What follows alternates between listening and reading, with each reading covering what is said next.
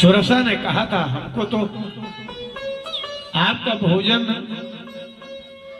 बनाने के लिए भेजा है, लेकिन हनुमान जी ने कहा सत्य कहूं मुहि जान दे माई, सत्य कहो मुझे जान दे माई। आप माँ की उम्र की हो। हनुमान जी का चरित्र बड़ा विलक्षण है।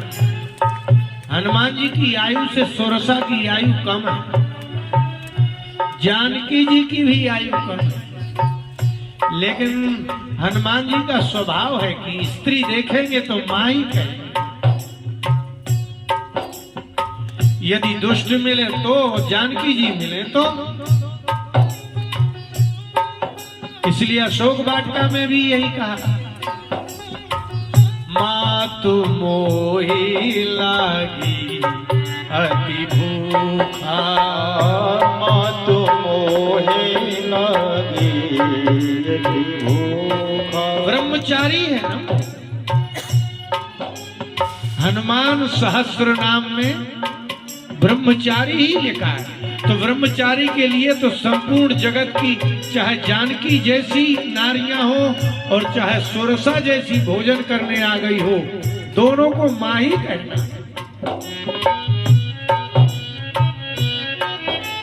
यही महान है और बहुत विलक्षण बात। जिसको विवाह नहीं करना है उसके लिए दुष्ट क्या क्या जानकी जैसी पतिव्रता सबको मां ही कह देना। और बहुत विलक्षण बात, जिनकी बुद्धि में सिर्फ संपूर्ण स्त्री जाति के लिए मातृत्व बुद्धि होगी, उसकी बुद्धि में भोग बुद्धि की जागृति हो ही नहीं सकती।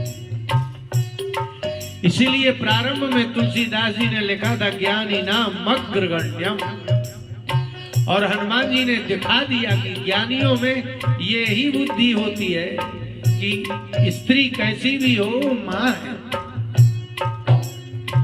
और एक चमत्कार दिखा दिया हनुमान जी ने, बड़ा चमत्कार दिखाया।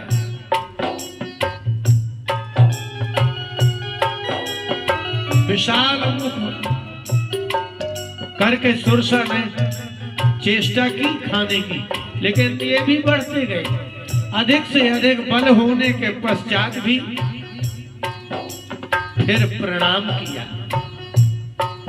अभी तो उन्होंने सिर्फ मां कहा है, अब आपने मां कहा है तो प्रणाम ही करना होगा। बदन पैठ पुनि बाहर आवा, मांगा विदाता ही सिरुनावा, विदाता ही सिरुनावा, मांगा विदाता ही सिरुनावा, मांगा विदाता ही सिरुनावा। आप जब रामायण पढ़ते हैं तो चरित्र भी पढ़ते हैं। आप इस गांव में जब किसी की चर्चा करते हैं तो क्या करते हैं? उसके चरित्र की ही चर्चा करेंगे ना। यदि कोई बुरा होगा तो बुरी चर्चा होगी, और अच्छी चर्चा तो अच्छी चर्चा होगी। चर्चा का मतलब ही चरित्र है। यदि आप किसी के लिए बोल रहे हैं तो चरित्र ही बोल रहे हैं। चर्चा होगी तो चरित्र होगा, अथवा चरित्र की चर्चा होगी।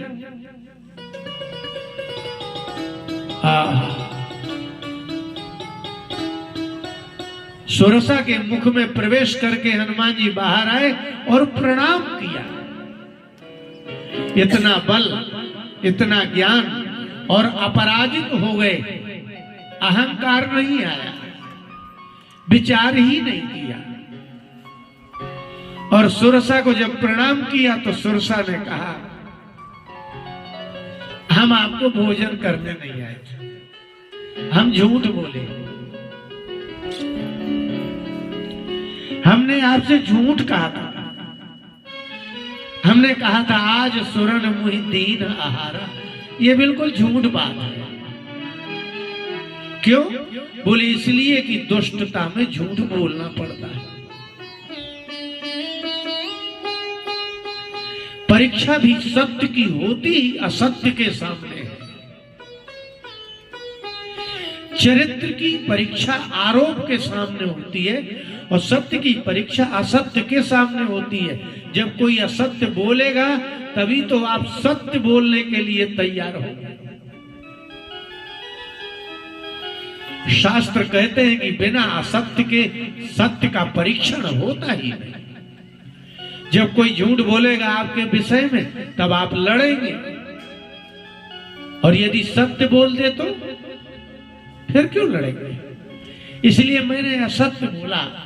अंजनी नंदन अब सत्य बोलना चाहते हैं, बोल।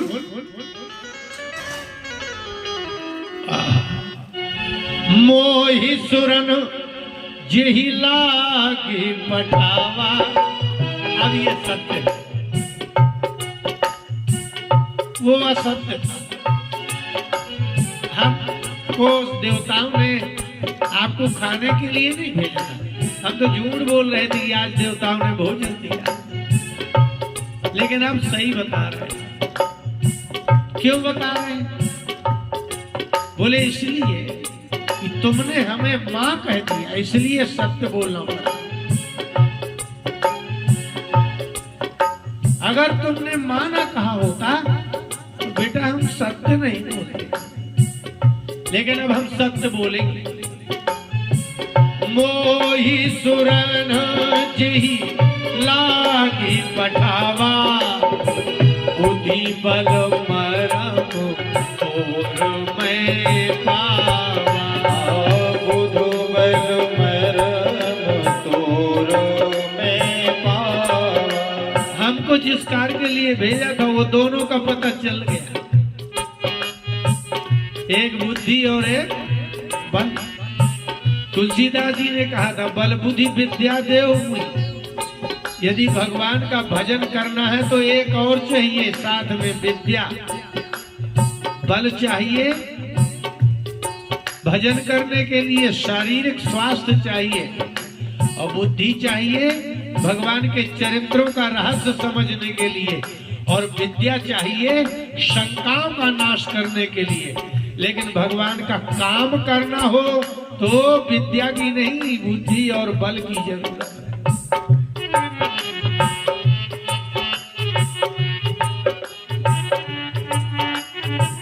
रावण के यहाँ जाना है, इसलिए बल तो चाहिए क्योंकि वो तो शत्रु है।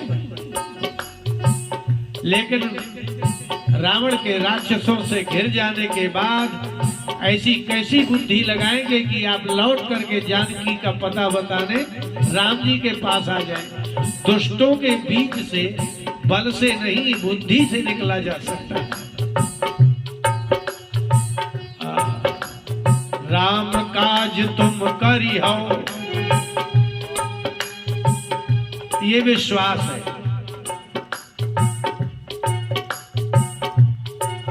तुम करोगे, पक्का है। राम जी के कार्य को तुम करोगे, ये मेरा आत्मविश्वास है। तुम बल बुद्धि निधान, तुम बल और बुद्धि के अपार सागर हो। मां कहा है तो ये आशीर्वाद है कि विश्वास है? तुलसीदास जी ने कहा ये विश्वास के साथ आशीर्वाद है।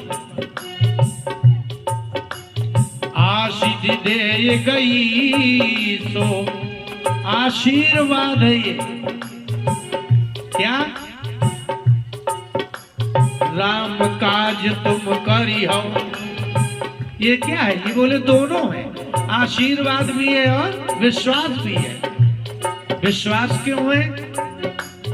तुम बल बुद्धि निधान।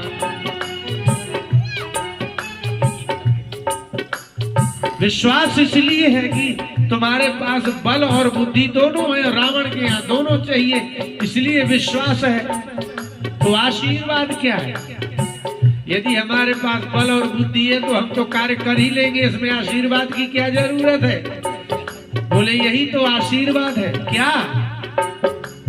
राम काज तुम करियो,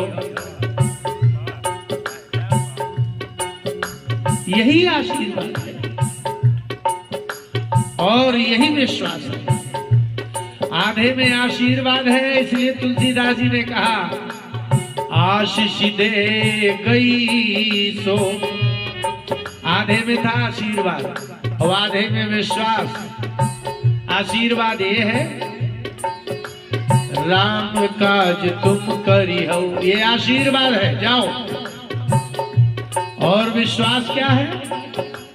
तुम बल बुद्धि निधान। बस अब दोनों एक हो गए और वो गई जहां से आई थी वहां। हनुमान जी को तो अच्छा नहीं लगना चाहिए था, क्योंकि परीक्षा सबको अच्छी नहीं लगती। हनुमान जी को बुरा लगना चाहिए था कि इन देवताओं की कैसी बुद्धि है, इनको मेरा विश्वास नहीं है। और जब किसी का विश्वास कोई नहीं करता तो ये सबसे ज्यादा बुरे लगने की बात है।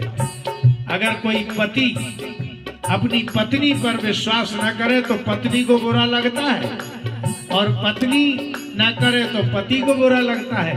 कुल मिलाकर के जो विश्वास नहीं करता उस पर बुरा लगता ही है। और देवताओं ने मेरी परीक्षा के लिए भेजा, कैसे है देवता? ये बुरा लगना चाहिए था, लेकिन बुरा नहीं लगा। हरस चलो हनुमान, शब्द चमत्कारी चल पड़े और बड़ी प्रसन्नता हुई। और प्रसन्नता किस बात की हो गई? कि यदि हम कहें कि हमारे अंदर बल है और हमारे अंदर बुद्धि है, हम राम का काम करके दिखाएंगे, तो बुरा लगता है। लेकिन कोई दूसरा कह रहा है कि जाओ तुम बल बुद्धि निधान हो, तो जब कोई दूसरा प्रमाणित करता है तो प्रसन्नता होती है। कोई कहे कि हमारा बच्चा बहुत बुद्धिमान है तो प्रसन्नता नहीं है, कोई और कहे तो प्रसन्नता है। एक विघ्न समाप्त हो गया। आप कोई काम तो करिए प्रारंभ। सुंदरकांड माने जानते हैं, राम का काम। आप क्या सोच रहे हैं कि दुनिया के काम करेंगे तो विघ्न नहीं होगा? दुनिया के कामों में भी विघ्न होता है। और भजन करेंगे, भगवान का काम करेंगे तो विघ्न नहीं होगा? होगा। बस जो नास्तिक होते हैं यही चूक जाते हैं, जो अश्रद्धालु होते हैं वो यही चूक जाते हैं। दयानंद सरस्वती ने सत्यार्थ प्रकाश में कहा, उन्होंने समाज को एक विपरीत बुद्धि दे दी। दयानंद सरस्वती ने सर्वप्रथम विपरीत बुद्धि ये दी, उन्होंने कहा कि यदि मूर्ति में भगवान होते तो गणेश जी के चूहा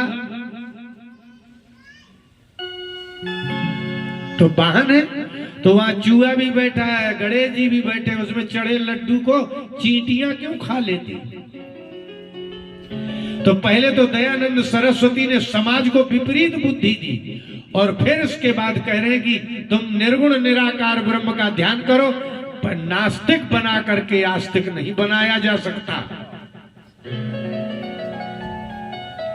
नास्तिक बना करके आस्तिक नहीं बनाया जा सकता। दयानंद सरस्वती से इतना बड़ी गलती हो गई, उनको कहना था कि निर्गुण निराकार परब्रह्म परमात्मा जड़ में चेतन में अंतःकरण अंतरात्मा में सर्वत्र व्याप्त है, यही सिद्धांत है वेद का। और इसीलिए मूर्ति एक प्रतीक है। प्रतिमा शब्द का अर्थ होता है उपमा। प्रतिमा शब्द का अर्थ होता है उपमा। वो ऐसे हैं, इसलिए पूजा आधार मान करके कराई जा रही है। लेकिन आपने पहले नास्तिकता दी समाज को कि यदि पत्थर में भगवान होता तो लड्डू क्यों कोई खा जाता, कुत्ता क्यों खा जाता? आप नास्तिक बना करके कभी किसी को निर्गुण निराकार ब्रह्म का भक्त नहीं बना सकते। अर्ध नास्तिकता और अर्ध आस्तिकता का चित्त नास्तिक ही होता है, आस्तिक होता ही नहीं। इसलिए आज भी आर्य समाज के जितने लोग हैं वो सब अर्ध नास्तिक से पूर्ण नास्तिक हो गए, लेकिन निर्गुण निराकार परब्रह्म परमात्मा के ध्यानी योगी नहीं हो पाए। इसलिए हमारे यहाँ कहा जाता है माता पिता भगवान है।